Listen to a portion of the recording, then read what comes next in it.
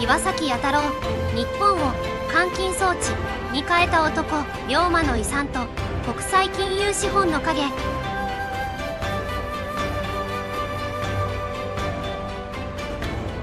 日本を今一度選択いたし申し候。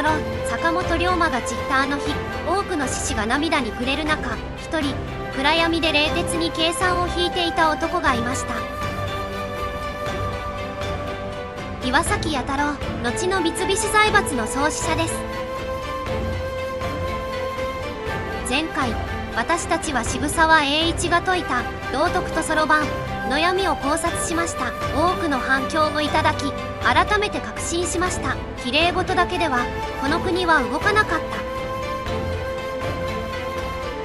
た。渋沢が描いた理想の生糸の裏で、その機械を動かす燃料を供給し、国家という巨大な換金装置を完成させた男。今日は三菱の創始者岩崎弥太郎の生涯を通じて、日本がどのようにして世界資本の歯車に組み込まれたのか、その不都合な真実を暴きます。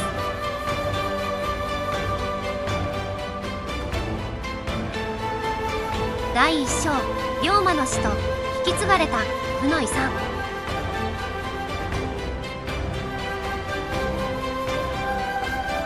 龍馬と弥太郎、2人は同じ土佐藩出身で、海援隊という同じ組織に属していました。しかしその正体は全く違います。龍馬は夢を追う理想家であり、弥太郎は数字しか見ない実務家でした。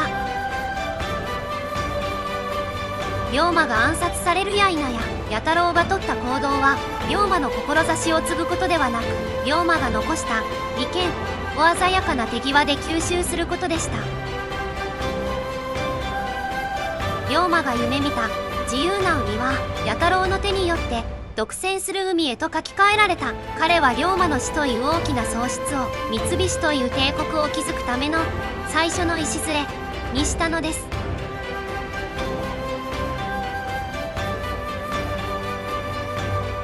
第2章、国家を顧客にした清少の錬金術。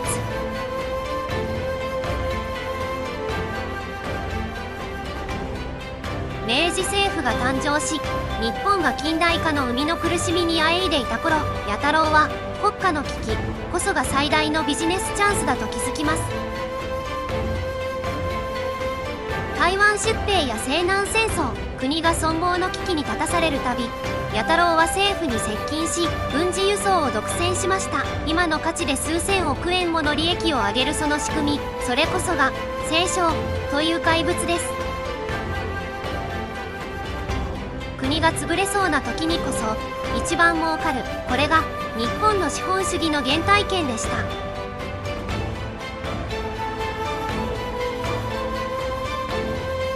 第3章、道徳の裏側にあった地獄。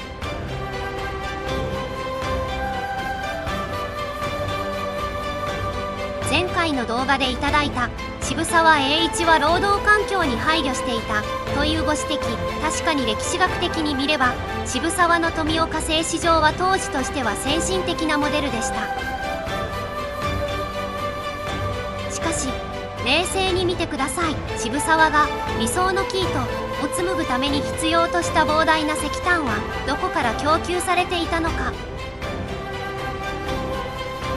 弥太郎が管理した高島炭鉱、そこは渋沢の美しい道徳とは無縁の監獄部屋でした。暴力と過酷な労働に支配され、人間が石炭のように消費される地獄があった。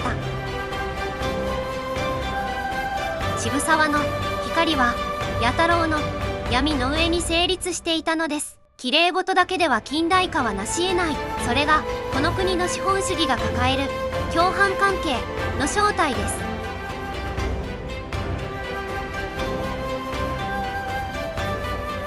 第4章、殲滅性、市場を独占する恐怖。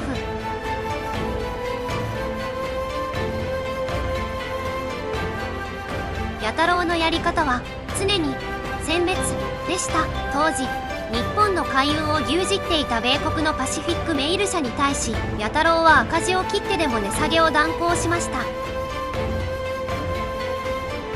相手が市場から消えるまで一歩も引くな自由競争という言葉は彼にとっては勝者が全てを奪うための建前に過ぎなかったのです。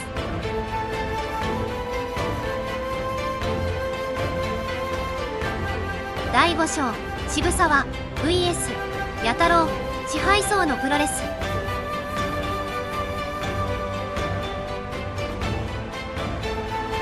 この弥太郎の暴走を止めようと立ち上がったのが渋沢栄一でした。共同運輸会社を設立し猛烈な値下げ合戦を繰り広げる。しかし結果は合併。正義と悪の戦いに見えたものは結局のところ日本という市場のパイをどちらが切るかという支配層同士の再編に過ぎませんでした。私たちはその勝敗を眺める観客席にいるに過ぎないのです。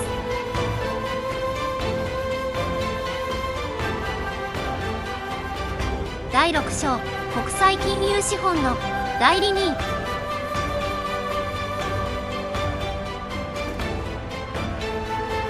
そしてここからがこの話の本当の核心です。弥太郎が急成長できた本当の理由は何か。それは背後にいた黒幕の存在です。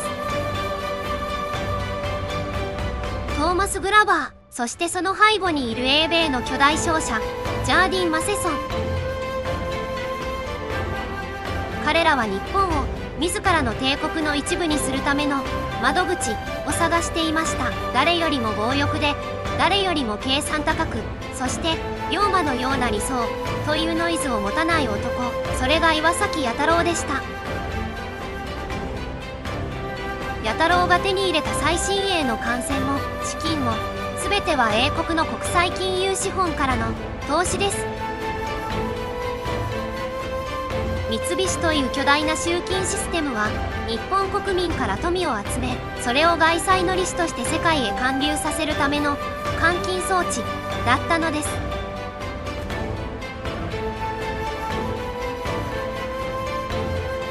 第7章新紙幣を見つめる私たちへの問い。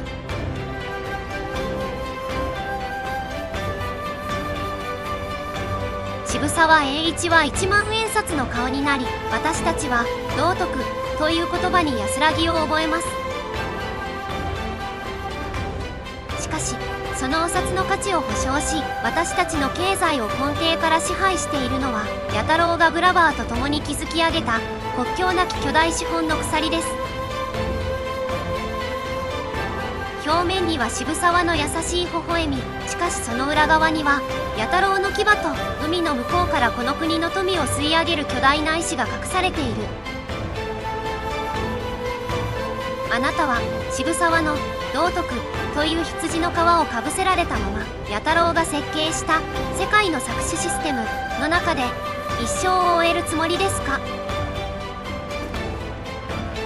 その1万円札、本当の持ち主はあなたではないのかもしれません。三菱という名の帝国は今も形を変えてあなたのすぐ隣に存在しています。次回、この近代の闇シリーズはさらに深い政治と金のタブーへと切り込みます。信じるか信じないかはあなた次第。